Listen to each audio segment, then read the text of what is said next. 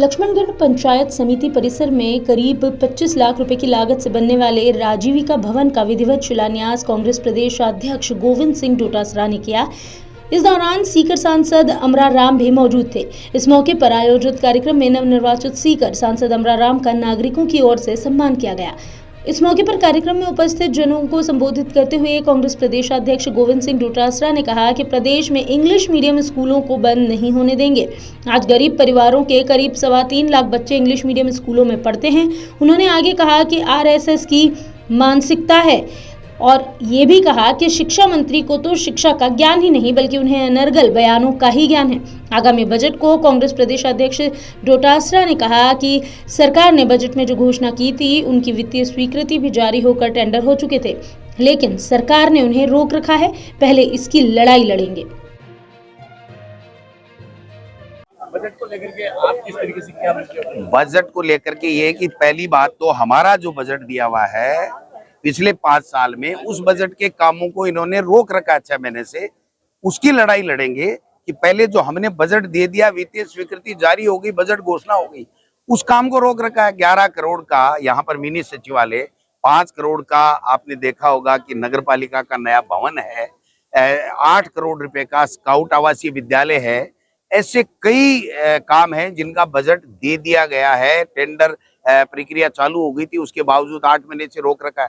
Tubewell, टंकी, handpump सारे के सारे 6 महीने से रोक रखे हैं।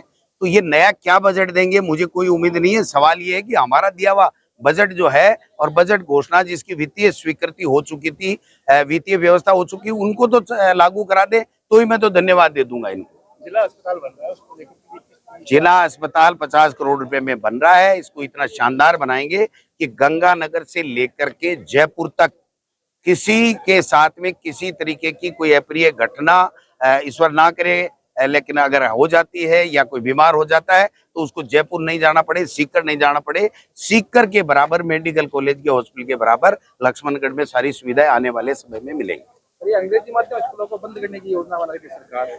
ये क्या है कि आरएसएस की मानसिकता है कि वो चाहता है कि आदर्श विद्या मंदिर पुनः चालू हो जाए और इंग्लिश मीडियम ये बंद हो जाए और गरीब का बच्चा अंग्रेजी नहीं पढ़ के मातृभाषा में पढ़ करके अपने घर बैठ जाए।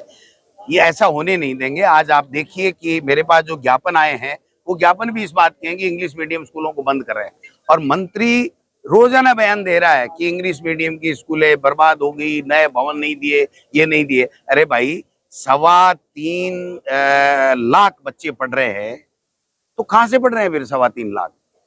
आप बताइए, ये क्या हालत बना रखी है। इनका एजेंडा अलग है कि गरीब का बच्चा अच्छी क्वालिटी की एजुकेशन नहीं ले, लेकिन इनको बंद नहीं करने देंगे, चलाएंगे, बच्चों को पढ़ाएंगे। गरीब का बेटा इंग्लिश मीडियम पढ़ेगा। मैंने आज ही घोषणा की है कि 3 कमरे हम जल्दी यहाँ बनाएंगे। 400-500 बच्चे यहाँ पर पढ़ रहे हैं, बच्चे और बच्चियां। आप देख सकते हो कि यहाँ बंद एक प्राइमरी स्कूल पड़ी थी, उसको हमने इस प्रकार के बनाया। इनको भी बनाना चाहिए। ये कह रहे हैं भवन नहीं दिए, अरे तो फिर भवनों में चल रही है, कोई सड़क के ऊपर टेंट लगा के थोड़ी चल रही है। उनको ज्ञान नहीं है, शिक्षा का ज्ञान नहीं है, बाकी अनर्गल बयानबाजी का पूरा ज्ञान है। अगर आप ये वीडियो YouTube पर देख रहे हैं तो हमारे चैनल को सब्सक्राइब करें और बेल आइकन को दबाना ना भूलें। अगर आप Facebook पर ये वीडियो देख रहे हैं तो हमारे पेज को लाइक करें।